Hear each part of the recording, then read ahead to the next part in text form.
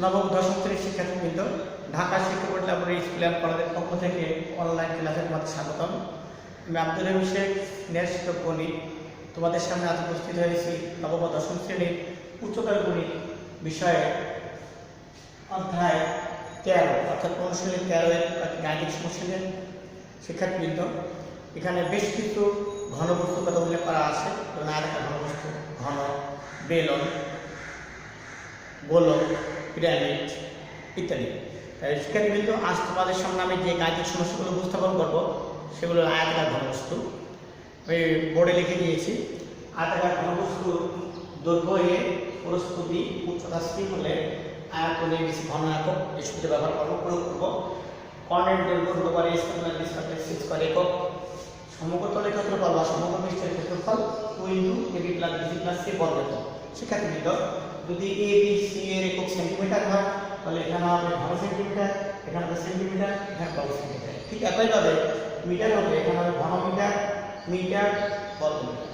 আচ্ছা শিক্ষার্থীবৃন্দ, আমরা একটু আলোচনা করি। আর আমাদের বহু নির্বাচনী প্রশ্ন 7 নম্বর আছে, একটি আয়তাকার ঘনবস্তুর দৈর্ঘ্য, প্রস্থ, উচ্চতা 16 মিটার, যথাক্রমে 16 মিটার, 12 মিটার, 4.5 মিটার হলে এর পৃষ্ঠতলের ক্ষেত্রফল, কর্ণের দৈর্ঘ্য এবং আয়তন নির্ণয় করো। তা আমরা কি করবো? শুরুতেই সেই সূত্রটাকে লিখে নেব যে আমরা জানি আয়তাকার ঘনবস্তুর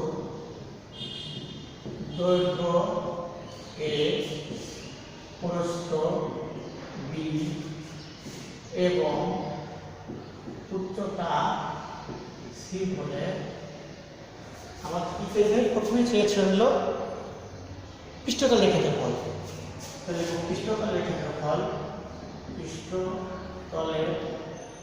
ক্ষেত্রফল সমান 2 × ab + bc + ca।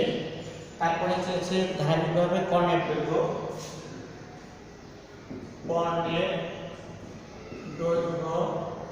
সমান মূল্য করো a² + b² + c²।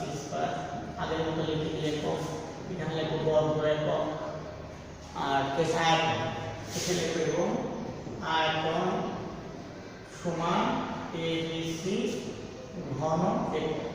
তাহলে সূত্রগুলো উপস্থাপন করা হয়ে গেল। এখন এ বি সি কে আমরা বলছি দৈর্ঘ্য এ, প্রস্থ বি, উচ্চতা C.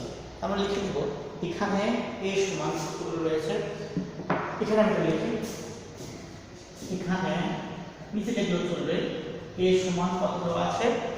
12 metre, 16 metre, 16 metre, B সমান 12 মিটার এবং সি সমান 4.5 মিটার। তিনটা মান দেওয়া আছে। তাহলে আমরা কি পাবো? 4.5 মিটার দেওয়া আছে। তাহলে আমাদের কি পেতে? প্রথম হলো পৃষ্ঠতলের ক্ষেত্রফল। আমরা লিখে দিই সুতরাং পৃষ্ঠতলের ক্ষেত্রফল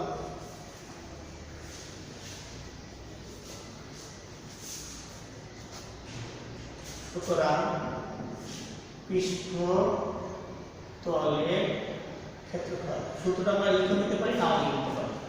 2 × ab + bc + c মানগুলো বসাই দিই। a 16 × 12 + 12 × 4.5 4.5 × 16। এখানে আমরা এগুলো লিখে দিতে পারি। এবং তাহলে যখন আপত্তি নিয়ে লাস্টে লিখে দিতে চলবে। আর যেমন তুমি লিখি এখানে এই লিখবো বর্গ মিটার। এখানে কত? 2 × 16 × 12 16 × 2 হাতে 3 12 × 12 3 152। 16 × 12 গুণ করে নি ক্যালকুলেটর দিয়ে 16 × 12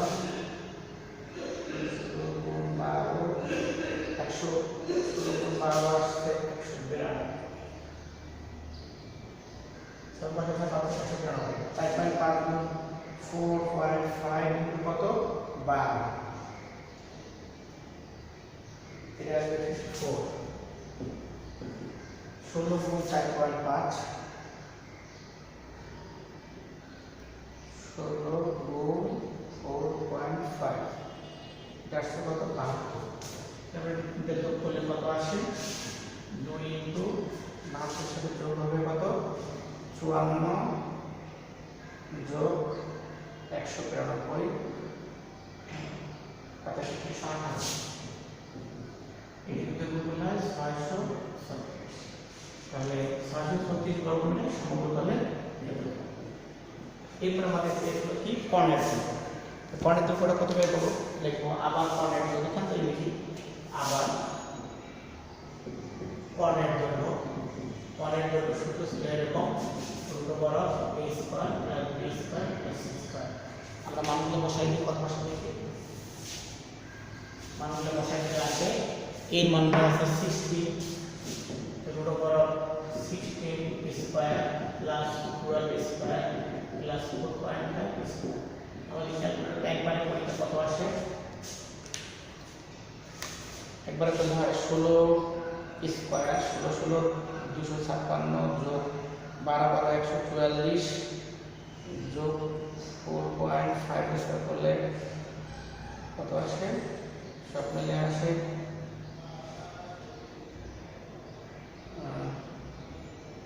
1681/4 402.25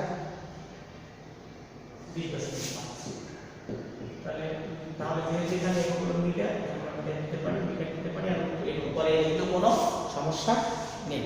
এরপরে আছে আমাদের কি আয়তন।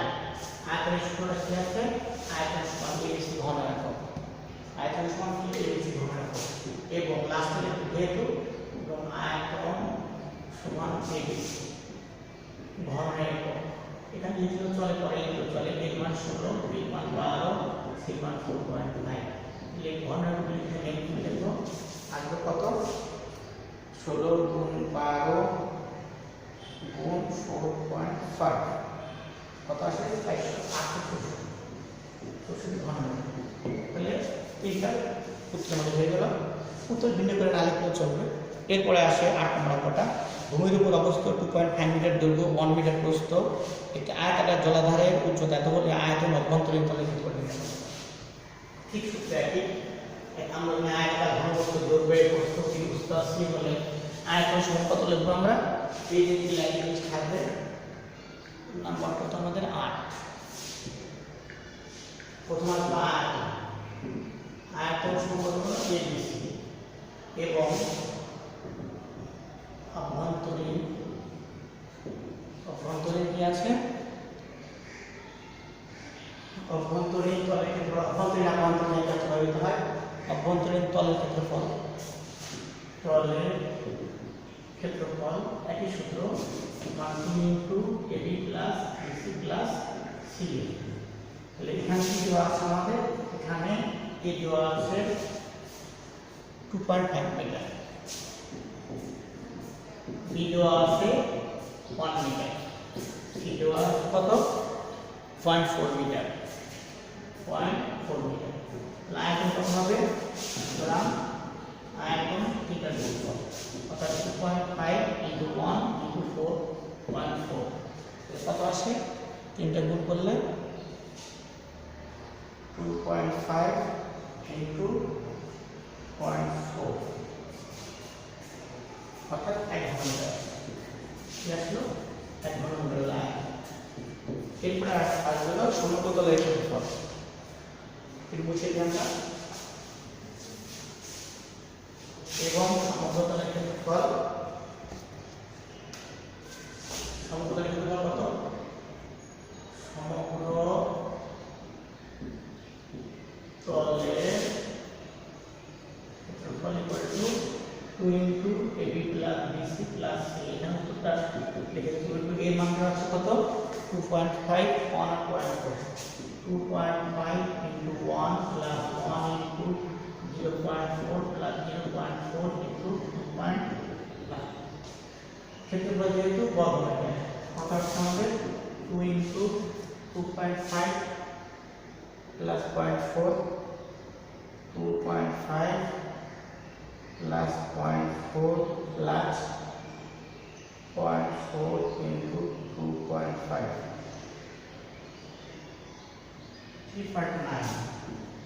3.9 করলে আমরা কত পাবো, 2 কত আসছে 7.8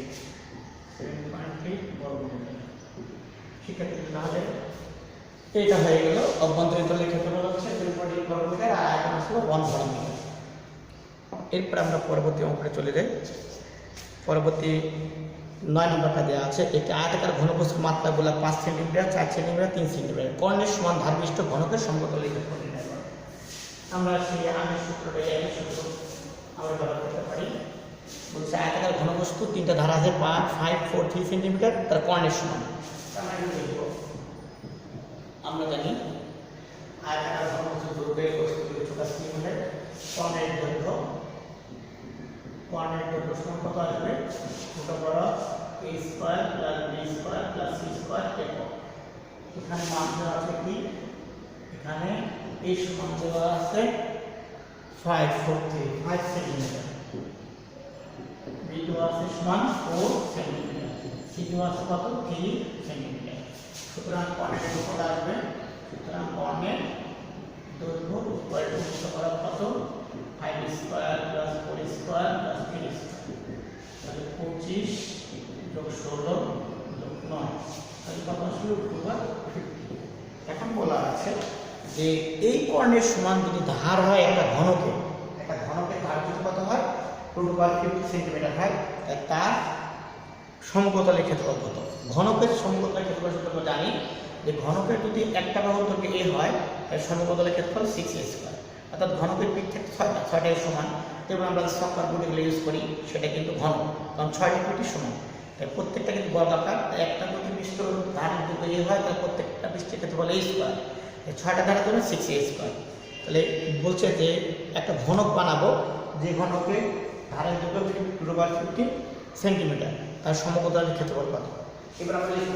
আবার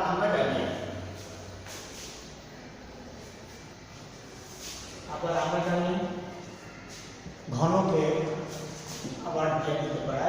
আবার আমরা জানি ঘনকে ধারের দৈর্ঘ্য a হলে সমগ্র পৃষ্ঠের ক্ষেত্রফল সমান 6a স্কয়ার। তাহলে এখানে কত আছে? এখানে a সমান √50 সেন্টিমিটার। সুতরাং সমতলের ক্ষেত্রফল কত আসবে? সমগ্র তলের ক্ষেত্রফল সমান 6 × √50 তার হোল স্কয়ার সেন্টিমিটার স্কয়ার। ক্ষেত্রফল কত আসবে? 300 ঠিক আছে। আশা করি আমরা এই গাণিতিক সমস্যাটাও সহজে বুঝতে পেরেছি। তো এইভাবে আমরা কি করব? পর্যালোচনা করবো। এরপর আমাদের গাণিতিক সমস্যা আছে 70 জন ছাত্রের জন্য 10 নম্বর 10 এর একটি হোস্টেল নির্মাণ করতে হবে, যার প্রত্যেক ছাত্রের জন্য 4.25 মিটার 25 মিটার বর্গ মিটার জায়গা বেঁধে থাকে আর 13.6 বর্গ মিটার জায়গা উপরে থাকে। অর্থাৎ 70 শিক্ষার্থীর জন্য আমরা হোস্টেল নির্মাণ করব। এই হোস্টেলটা কেমন হবে? নাম্বার গাণিতিক সমস্যা নম্বর 10 70 জন ছাত্রের জন্য হোস্টেল নির্মাণ করবো, যে প্রত্যেক ছাত্রের জন্য মেঝে থাকবে 4.25 বর্গ মিটার আর উপরে শূন্যস্থান থাকবে 13.6 ঘন মিটার। তাই ঘরটির দৈর্ঘ্য 34 মিটার হলে প্রস্থ এবং উচ্চতা কত হবে? তা সেখানে কিন্তু আগে আমরা দেখি যে 70 জন ছাত্রের জন্য মোট কত বর্গ মিটার জায়গা লাগে। তাহলে একজন ছাত্রের জন্য প্রয়োজন বা লাগে লাগে 4.25 বর্গ মিটার জায়গা। কতজন 70 জনের জন্য কত লাগবে? 70 জন ছাত্রের জন্য লাগবে কত? 4.25 × 70 বর্গ মিটার জায়গা। কত বর্গ মিটার হলো দেখি? 4.25 × 70 4.25 × 70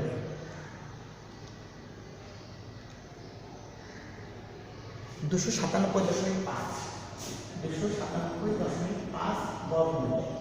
এখন কথা হয়েছে যে এই ঘরটা পুরো জায়গাটা এটা একটা বড় ঘর, এই ঘরটার আবার দৈর্ঘ্য দেওয়া আছে কত? 34 মিটার।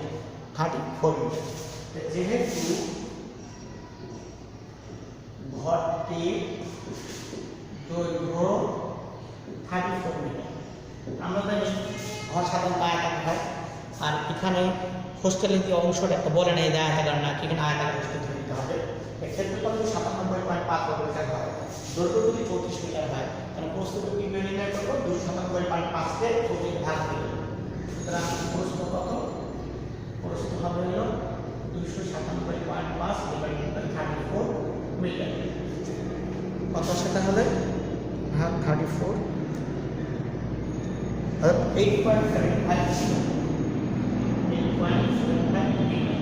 ঘরটা প্রস্থ কত? 8.75 মিটার। এই তো তোমরা পেয়ে গেলাম। এরপরে বলা আছে যে প্রত্যেক ছাত্রের জন্য মেজের উপরে শূন্য স্থান থাকবে 13.6 ঘন মিটার। তা আমরা জানি এর উপরে যে শূন্য স্থান এটা ঘনাকাকৃতি বস্তু, অর্থাৎ এটা ঘনক আকার। দৈর্ঘ্য গুণ প্রস্থ গুণ উচ্চতা। তাহলে এটির মধ্যে কয়টা মাত্রা আছে?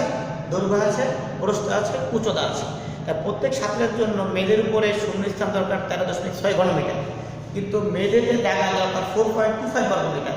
তাহলে মেজের জায়গার মধ্যে আছে দৈর্ঘ্য গুণ প্রস্থ, আর শূন্যস্থানের মধ্যে আছে দৈর্ঘ্য গুণ প্রস্থ গুণ উচ্চতা।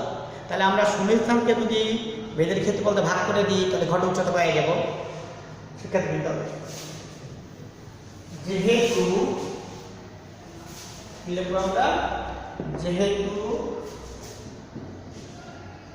প্রত্যেক ছাত্রের জন্য মেঝের উপর শূন্য স্থান দরকার 13.6 ঘনমিটার। সুতরাং ঘরটির উচ্চতা সমান 13.6 ডিভাইডেড বাই 4.25 মিটার। কারণ উপরে তিনটা মাত্রা আছে, এটা দুইটা মাত্রা আছে, ভাগ করলে আমাদের হয়ে যাবে। কত আসবে? 13.6 ভাগ 4.25 কত আসলে? তাহলে 3.2 মিটার। 3.2 মিটার। তাহলে কি হলো শিক্ষার্থীবৃন্দ? দুটো উত্তর পাইলাম। ঘটের উচ্চতা হবে 3.2 মিটার আর প্রস্থ হবে 8.75 মিটার। উত্তর ভিন্ন করে লিখে ভালো, তো ভিন্ন করে উত্তর অবশ্যই এটা লিখতে হবে। আর করতে হবে যদি কোনো স্থানে প্রায় লেখা থাকে প্রায় লিখতে হবে, কিন্তু দুটো উত্তর ভিন্ন করে না লিখে তার নাম্বার কোনো কাটা যাবে না। শিক্ষার্থীবৃন্দ, এভাবে আমরা পরবর্তী ক্লাসে রিপোর্ট সলভ করবো। তোমার বাসায় এই গাণিতিক সমস্যাগুলো আগে প্র্যাকটিস করবে এবং পরবর্তী এরকম সমস্যাগুলো সামনে থাকলে সেগুলো কী করবে? পড়াশোনার চেষ্টা করবে। তোমরা সুস্থ থাকো। ধন্যবাদ তোমাদের।